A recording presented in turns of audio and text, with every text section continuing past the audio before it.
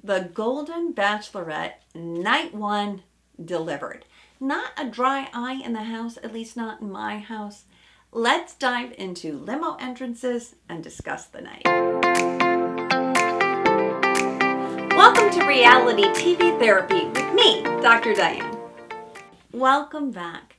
As you know, I start my videos with a little bit of light housekeeping, and I want to get over the heavy stuff before we get on to night one. So, two things I want to talk about. One is this controversy in Bachelor Nation. You may not know about it, you may not be following these other stories, but Jen Tran's season just wrapped, and there's been some controversy this week in particular with her choice, which was Devin Strader. So Devin has a very checkered past. You can go to Reality Steve to hear all about that because he broke this story just this week. But it's come to everyone's attention that Devin had a restraining order out on him that he had violated. And then he came out, and it's a matter of semantics that he did or he didn't. I don't know about that.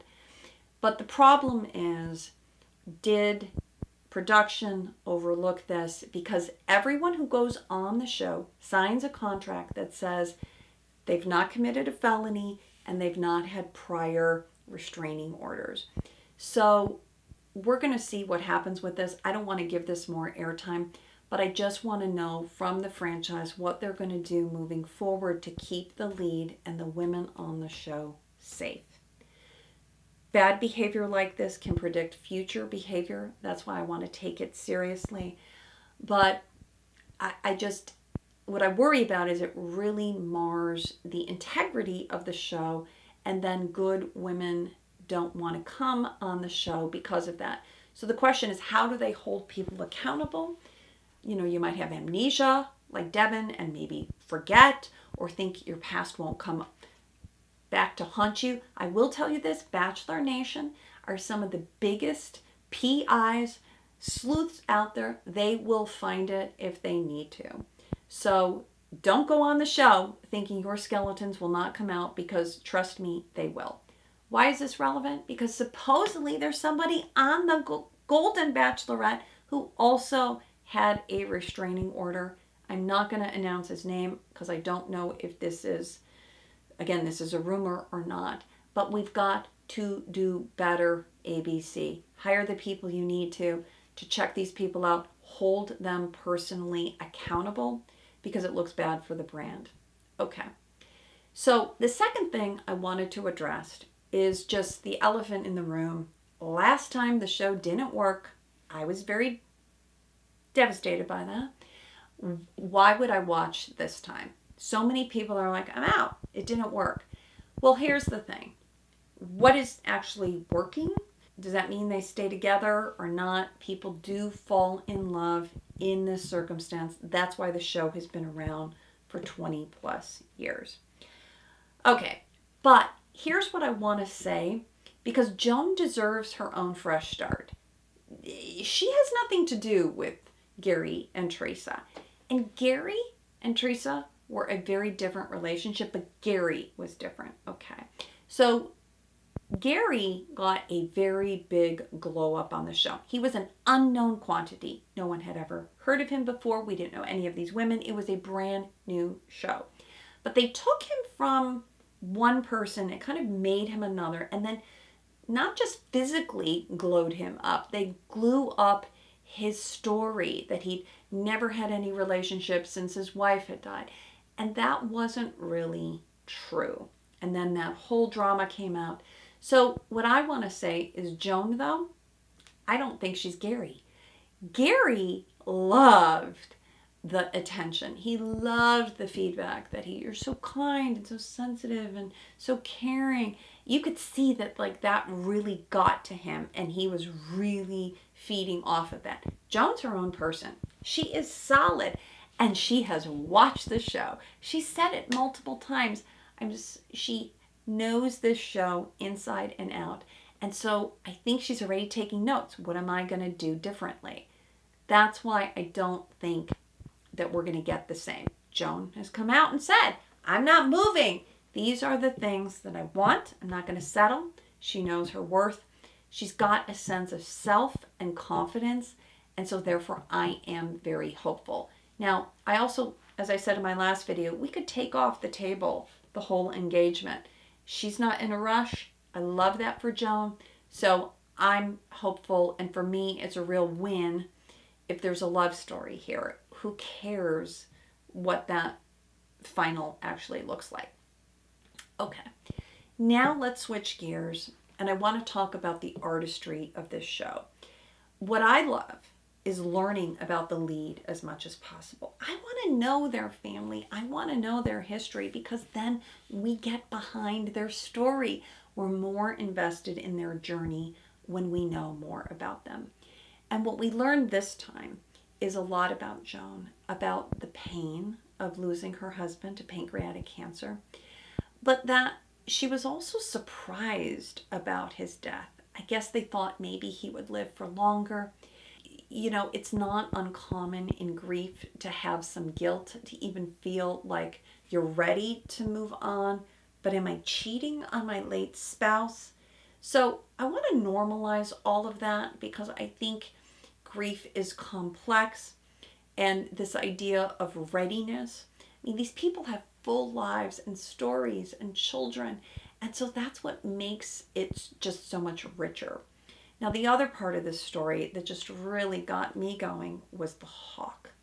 So my husband, I've mentioned, lost his wife, and they had an arrangement that if he ever saw a hawk, a red-tailed hawk, that would be her. So I'm like, oh my gosh, the hawk. So Lyle and I were watching this, and I'm like, oh my gosh, that is so touching. But I love that for her. So all of that to say, we're invested already, Joan. She comes out of the limo looking gorgeous in this beautifully tailored gown. Her hair, her makeup, everything. She was just a vision. Of course, they make the driveway wet so that it shines, so you have some reflection.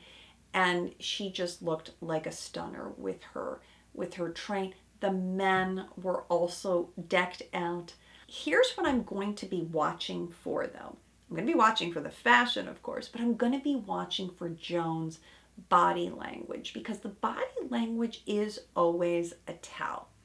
But what I'm noticing is when Joan likes you, she touches you. She's a hugger, but she also touches the men that she likes. Pay attention to that.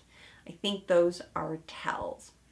So the men are getting ready to come out in the limos, and we've never seen this before, but in the limo, they're high-fiving each other. Hey, how's it going? Love that. Love that we don't get the normal sense of competition and, fighting and can I steal you and all of that. This is just good, wholesome. Hey man, she likes me, she likes you, who knows? That is just where I think this franchise is going, because they've had great ratings for The Golden Bachelor, and I think people hopefully are going to tune in to this, because there are some fine men. Okay, now I don't want to go over all the limo entrances because there are 24 of them, but pay attention to the order. I mentioned this in my last video. The first ones and the last ones, they come in and then they post-show do all the editing. So those people who usually come out first are going to be around for a while, and those at the end, same thing. Which brings me to our first limo entrance, which is Pascal. Pascal from Chicago, the Frenchman. Okay, he's trying to conquer Joan's heart. I thought it was a little bit much. There were just multiple times through the night where I'm like, okay, Pascal, can we just tone this down a little bit? Again, very French, I get that. But I don't know if it was just me. Is he a walking red flag? Is he going to be our villain? Sure, he's sweet. So even a villain on this season is still a sweet, nice man. but it just felt like thou dost protest too much with the money and the travel and his work. It's just a different caliber of person. So let's go back to, I want to pause for a minute. Who is going to be Joan's type? I heard her say in an interview she likes the tall, dark, and handsome man. She wants somebody who's kind, someone who is, generous, who makes her feel safe. So keep those things in mind, because Pascal, to me, just doesn't hit on those. Nothing wrong with Pascal. I'm just saying, is he going to be a fit for her? Next, we see Kim, the Navy man. She says she loves a man in uniform. We have to give homage to him, right? He was a naval captain. But sweet story, right? He was divorced, met his second wife, and then she died. We're going to see these sad stories. Now, next, we had Chalk. His name is Charles, but he goes by Chalk. And I think he's somebody to watch. Why? Because Joan touched him immediately. There was a good spark there. I don't know if she was like touching him to kind of calm him down, but she's got a little sparkle in her eye. They make this connection. And then Chalk comes with the chocolate noodle soup. Oh my gosh. And what's so sweet is that he said he wants to make it for her and her family during hometowns, predicting the future, because he's like wowed by her. I love that for Chalk. Who were a couple other standouts? Jonathan, the tall man who is blindfolded, referencing this being invisible, want to make a memorable impression. But he just seems, very together, athletic, very handsome man. Jordan, I think we're going to see more of him. He hugs her. You took my breath away. He kind of like loses his train of thought, which who doesn't? And talks about family being everything. We see more of Jordan later. Gary, we knew this, godson of Tina Turner. He is going to be the life of the party. And talk about that gold suit. Beautiful, well-tailored. He's well-groomed. I just really loved his essence, like his energy. What did you think? Let me know in the comments who's your fan favorite. And then there was, Greg, Pablo, Bob. Let's talk about Jack. Okay, Jack reminds me a little bit of Jack Nicholson. I don't know. He's going to be the zipline guy, but he comes out singing and he's in the salmon traveling jacket. We've seen this salmon jacket before, but he's quite the character. And, I couldn't tell, did Joan love this? She's like, great, thanks. But he is like, oh, I know she liked it. So anyway, we'll get back to Jack. And then Keith. Keith from San Jose, California, right down the street from me, coming in the station wagon. I thought that was great. I would much prefer a station wagon over like a fast sports car. And then, of course, there were the others, like the rancher, David, I think was his name. The horse takes off as a mind of its own. The poor intern is going to have to go corral that horse. And then we had another Charles who, came in the cane and then dropped and did the push-up. Reminded me of Leslie Fema, who, came with a walker. And then she's like, no, I don't need help. So I thought that was well done. We had RJ looking for a man in finance, and he brought her flowers. We've never seen that before, too. Loved RJ's entrance, and then plenty others. And then let's talk the final limo. Kelsey comes out in that beautiful green dress and introduces Joan to her dad. Okay, Mark, we're going to call him Zaddy, because he is a, what does Zaddy actually stand for? Zapping daddy? Zippy?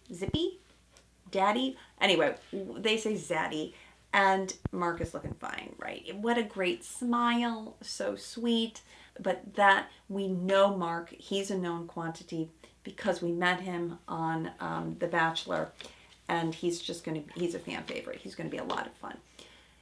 So what's fun too is all the interactions with the men. The little outtakes just felt so intimate. You know, the men talking about being grandpas, and the interactions talking about like a little bit of competition, but not so much. Charles is just so sweet, so innocent. Them walking around the Bachelor mansion, like googly eyed and going, oh my gosh, and like he's turning on the stove and looking at the pots, and there's meat in the fridge, and Jack cooking and has his own outfit. Now he's a caterer. So, you know, Jack like being impressed with the mansion and looking at the pool and all of this just felt so sweet, right? It just felt innocent. It felt fun, something that you just get invested in these men. And usually there's what they call the protect button, which is like the button, like protect this person at all costs. You want to protect, right? You want to protect Charles. You want to protect these men, and you don't want to see anyone go home. But the night goes on, and Joan also starts out in such a lovely way, telling all the men multiple times in the evening, thank you so much for being here. I know what it's like. I've been in your position, and this is life changing. So, just coming on the show, you've already committed to that process. It's life changing. And she really puts the men at ease. Then, of course, Pascal kind of is the first one to grab her. And then he's like, you know, prepping Charles on whether you need to prepare or not. Mind you, a good point. The show is not scripted. So, no, you don't need to have a script. They don't tell you what to say. But, you know, Pascal, because he's gone first, he somehow thinks he knows these things. And I'm like, okay, that felt a little bit too much to me, too. Then what I loved is more interactions. Like Jordan gets started the pickleball. Okay.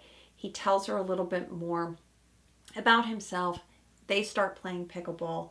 All the guys come out. Again, no competition.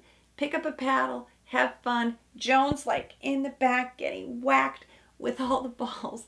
And I just loved that. Whoever set that up, A plus. Good job. But what's missing is there's none of this, can I steal her? That was my place. There's none of that. There's just this idea with such lived experiences that there's plenty for all of us to go around. And then, you know, Joan is having nice little interactions. Her and Keith are playing, you know, cornhole. Love these two together. Again, lots of nice energy. And Jesse brings in the first impression rose, and the men are like, what is this? Like, how sweet is that? They didn't even know what the first impression rose was. Does this mean she likes me? Does she not? And the rose goes to Keith, which is well deserved. I think this was a smart pick. Again, Joan also knows I don't want to give my final person my first impression rose because I don't want them to have a target on their back. So I thought, well done, Joan. Well done. Let's get to what I just loved, which was the family videos. So, you know, when Jesse comes in and he wheels out the TV, it's like, oh, are we going to watch a movie? What are we going to watch? And then did they borrow this from Survivor? But it's very Survivor-esque, where we're going to see these videos of family, right? They could have just left their loved ones, just saw their kids 48 hours ago, but here they are. And I think there's just something really special about having your adult children endorse the process and say, you know, Dad, you're such a great dad. I think it was Dan, whose daughter that he adopted, said, you know, you're the best. And just such heartfelt messages around loss and love and another chance at love. And the kids are saying, don't worry about me. Live your life. This is your chance. And that message just kept echoing through. And then what you see is Joan's eyes really kind of light up, and she sort of looks at each of them and thinks, That's a good man. That's a good man. So that was the lovely part, because when you hear an endorsement from the kids, like that just exponentially really grows that relationship. Now it's a lot to take in night one. I don't know how she did it and kept their names straight, but I loved that piece of it. So that was just, we've not seen that before. This was well done. The kids, mm, chef's kiss. Okay. So then, how is Joan going to decide? But there were a couple kind of shy men that didn't make, huge first impression, right? It's got to be hard if you're shy. Joan is lovely. She is poised. She has to stop the process, leave, and come back because she wants to tell them, I just don't have enough roses for everyone. But such sensitivity to the process, I think the men are going to really respect her. At the rose ceremony, Joan eliminates 6 men, and those were Bill, David, Ken, Pablo, RJ, the finance guy, and Thomas.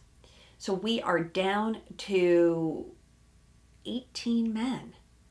And what I love is different than the last Bachelorette, they're all there for Joan. This was the theme that rang through the night. They are there for her. I found out it was you. I came on the show for you. That's how it should work.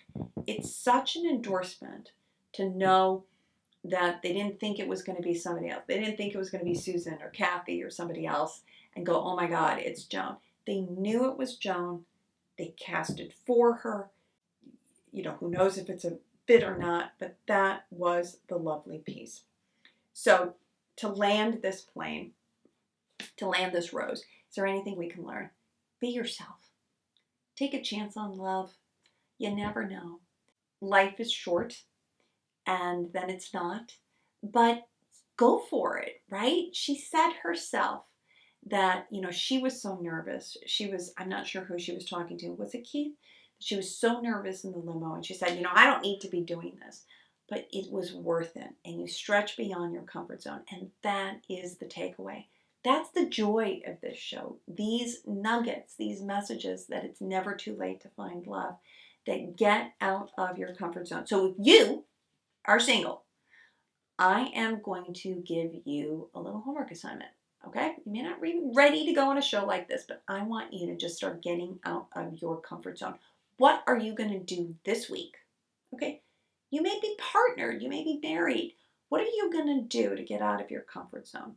That's what I think we can all learn from this. Like, what's the takeaway? I'll report on what I did to get out of my comfort zone. I want to hear what you're going to do. This is a journey, and we're going to be on it together. Okay, that is a wrap for night one, Limo Entrances. Let me know your thoughts. Thank you.